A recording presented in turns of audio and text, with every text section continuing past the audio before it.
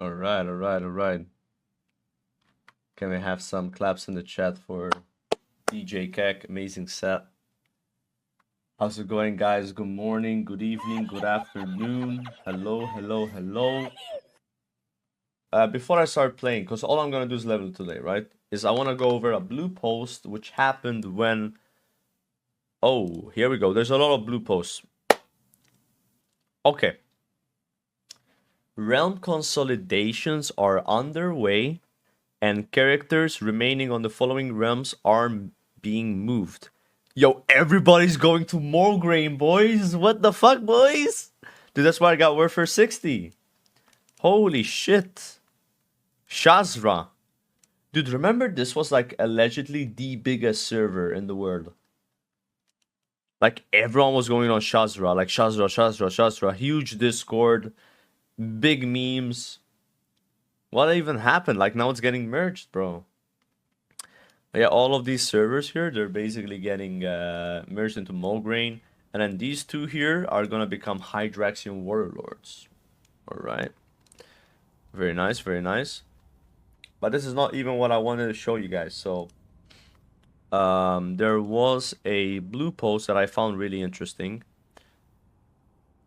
Let's see if I can find this right now. Where they like talked about changes in Rat. Does someone have the link? Because I'm bad at this. Dragonflight, Burning Crusade. Where the hell is it? Here. Okay. So, I don't know. I use MMO champion. I'm a boomer. I'm such a boomer. I always use MMO champion. And I just look at the top and see if there's anything in the last 24 hours. So they talked about some like raid lockouts, raids and faction change, character-based mounts, LFG tools. Let's just read through this really fast and get on with the stream. All right, just like quick update here. Hey everybody! Now that we're announced that Wrath of the Lich King Classic will release on September 26th. Still waiting for pre-patch date, by the way. Still waiting for server names for fresh, by the way. I want to give you an update on some of the items we have been collecting feedback on since our beta began. Okay. Raid lockouts. We have decided that lockouts should be shared between heroic and normal versions of the raid, but not between 10 to 25 player versions of the raid. Isn't this how it was? Or could you do like 10-man and 10-man heroic in the same week? I have no idea, honestly. You'll be able to do both the 10-player and the 25-player version of each raid every lockout period, but we'll have to choose between normal and heroic for the raids that offer that choice. I'm really happy with this. Like, even though in retail, whenever they change this, the thing about retail is though, in retail you have only one, like you don't have 10-man, 25-man, right? So like it made sense. And retail can do heroic, normal, and mythic. But if you have 10 and 25-man, right, and then you're gonna do it on different difficulty, that's like four per week. That's way too much. So I think this is fine, right? Some people probably hate this. I get it. You know, less GKPs per character, I guess, but you know, it is what it is, right? Our original concern was with players feeling required to do the same raid multiple times per week in order to keep up.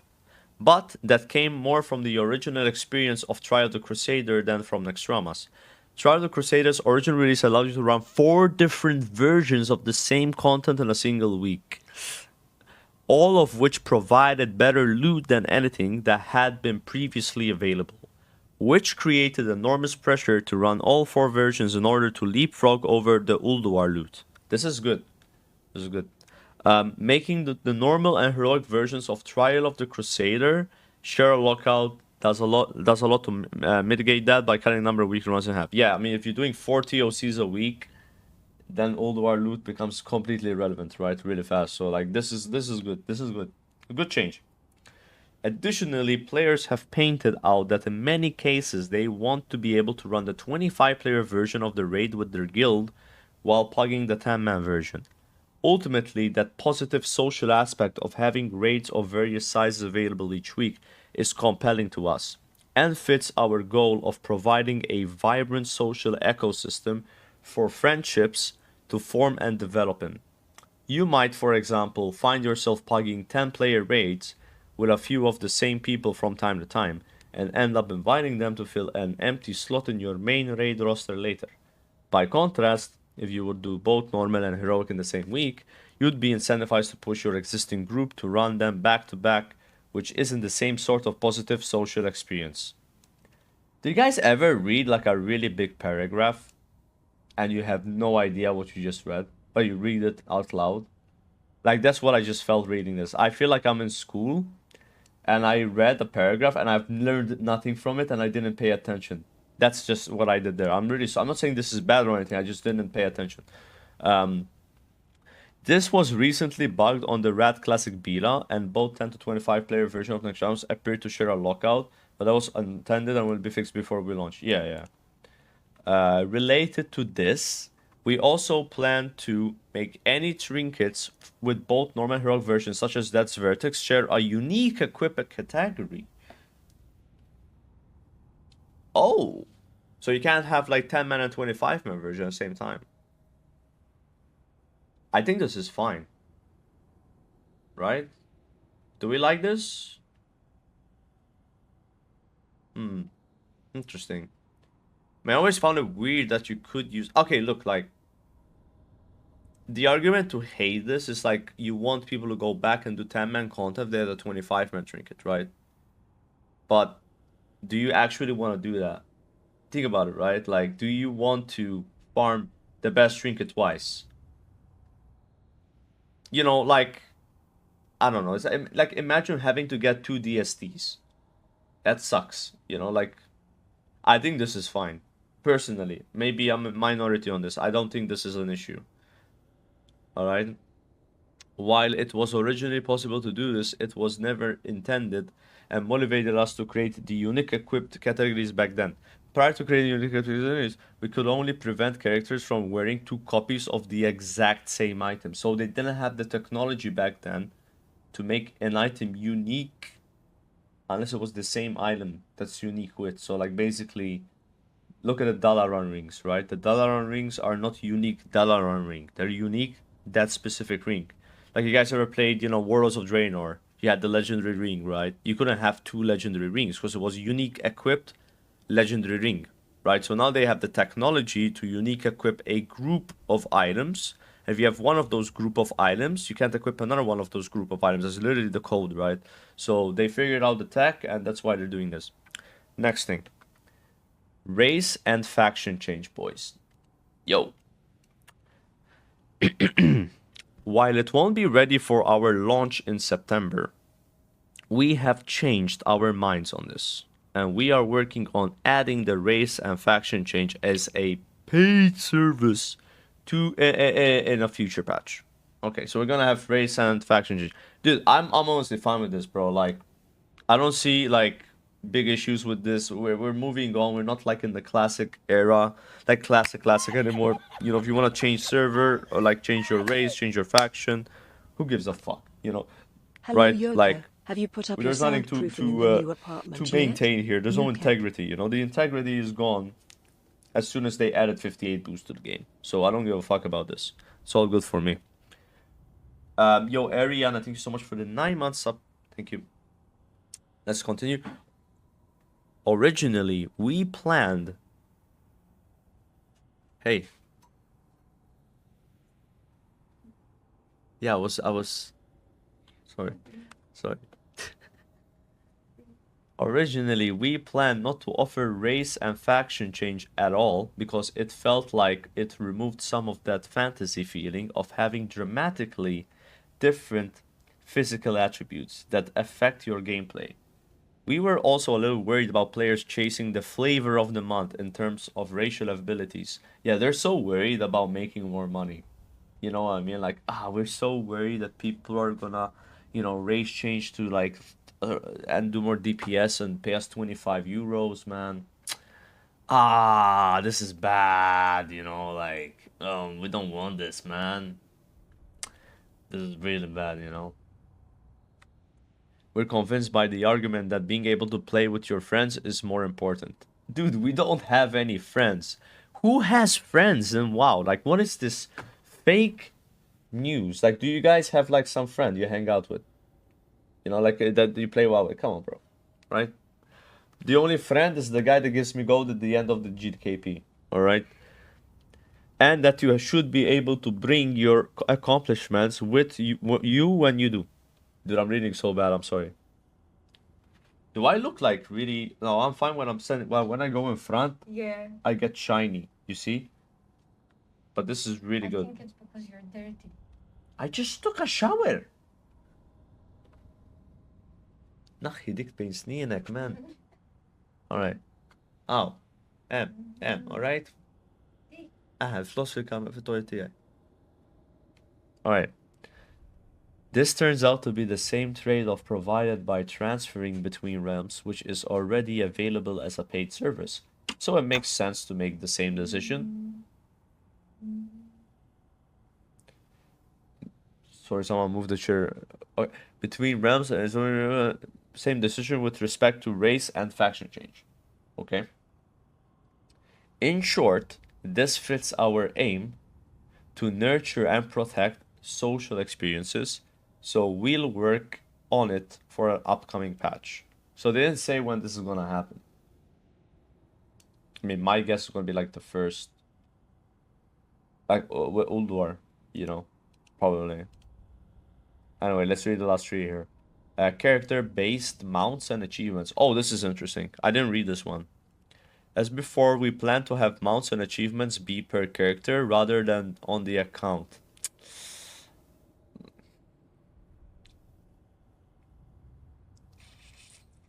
I really wish this wasn't the case, man. Because, like, I have so many different characters, right? So many different accounts. And it's like, you know, am I gonna get the same mount on every account? No. So whenever, like, this is what's gonna happen in Red that's gonna piss me off so much. Alright? People in chat are gonna be like, hey, Joker, can you open your achievement tab? I'm like, sure, man, I'll open it. I have like 2k achievement points. And then they spam kick W. Of course I have fucking 2k achievement points, man. I have like 19 characters, 8 accounts. Like, do you think I'm gonna farm like 9k achievement points on each account? Even if I have 9k achievement points on one of my accounts, I'll probably be logged in another account because I have so many accounts. So it's gonna be so annoying for me. I will never have high achievement points unless they change this, which they won't. This originally came up in response to our plan and not include race and faction change as a suggestive alternative way players will preserve their accomplishments when rerolling. Since we've been convinced to allow race and faction change in the upcoming patch, we're going to focus our efforts on that and preserve the original Lich King behavior of keeping mounts and achievements associated with character. Yeah, but like, I mean, some people probably like this, but I feel like the people that like this a lot are people that play like one character, you know, maybe two. But people that play a lot of characters are like, fuck, man. You know what I'm saying? Like, you know, I don't like this. But probably most people don't care, you know, or you know, like it's fine. Like I'm not gonna cry about this. I knew this was gonna be this way. But I read it, I was like, oh, are they gonna change that? Shit.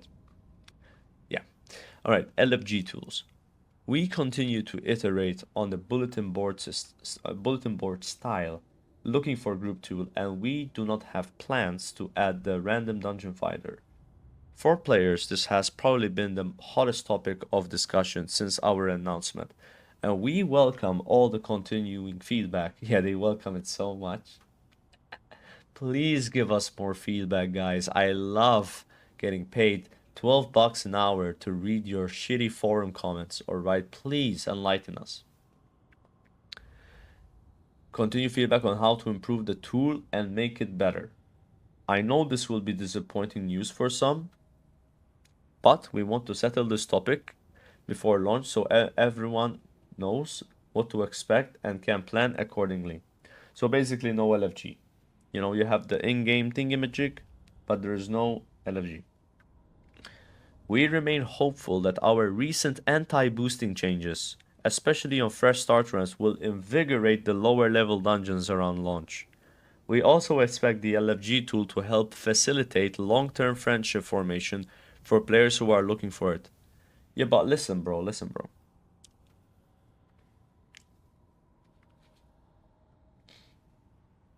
Okay.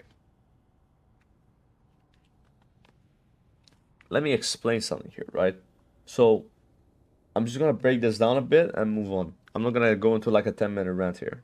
So I'm just gonna like highlight this line here. So we remain hopeful that our recent anti-boosting changes, especially on fresh start realms, will invigorate the lower level dungeons around launch. So look, one of the main reasons, right, that I personally feel that people don't do dungeons at low level, even after boosting got nerfed, is because they have to form a group by themselves or find a group. 2, they have to run to the dungeon. They have to figure out who's running to the dungeon and summon them, right? This is extremely annoying. With the you know, what's it called, the LFG tool, you would just press Q. Wherever the fuck you are, you can keep doing what you're doing while you're queued. You're not losing time. You're not dropping any quests. You're not like flying on a mount for 10 minutes. You just get teleported to the raid, to the dungeon. You do the dungeon, you leave the dungeon, you're back where you were. That is extremely efficient.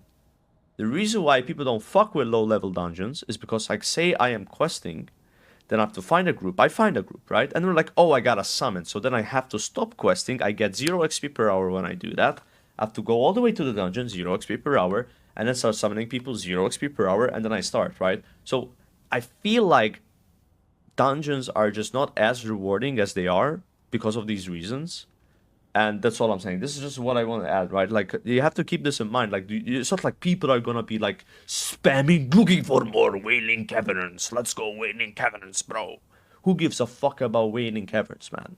You can just do like 10 quests in like half the time you do the dungeon, and you get the same XP, right? It's just not efficient. You should never do dungeons, honestly. With how good questing is with the XP buff, like, there's no reason to step foot in a dungeon. You don't have to, right? You either make dungeons more rewarding, more lucrative, or people are not gonna fuck with them, right? Because if you remove this instant teleport to the dungeon and drops you back where you were when you're done with the dungeon, I mean, that was the setting point. It was efficient, right? Because like, you just queue, you pop, you go in, you do it, you're done. The only issue is like getting the quests, right? But maybe one of the guy has the quests and he shares them, you know.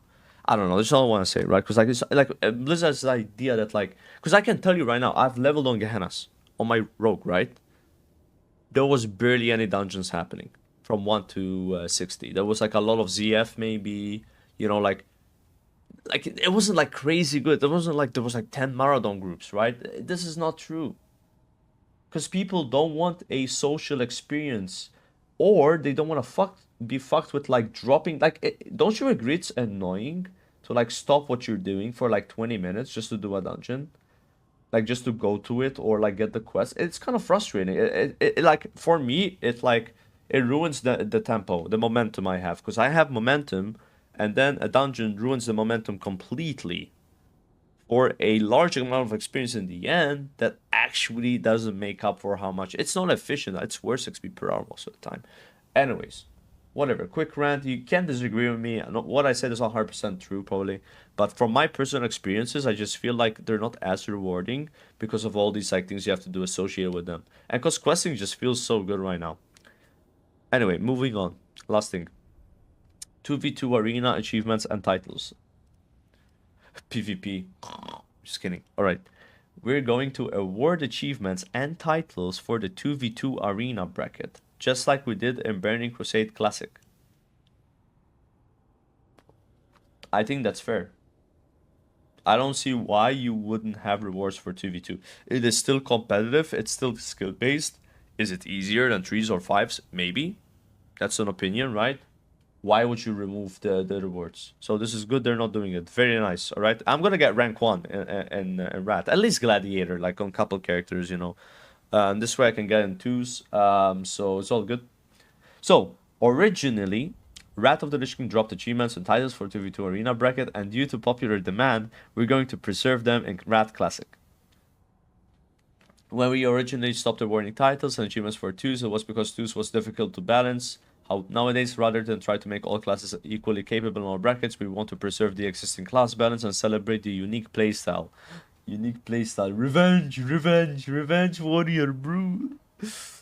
and celebrate the unique playstyle for the classes that perform well in each bracket. We'll always continue to listen to feedback. This is Blizzard listening to feedback, by the way. So what's your feedback?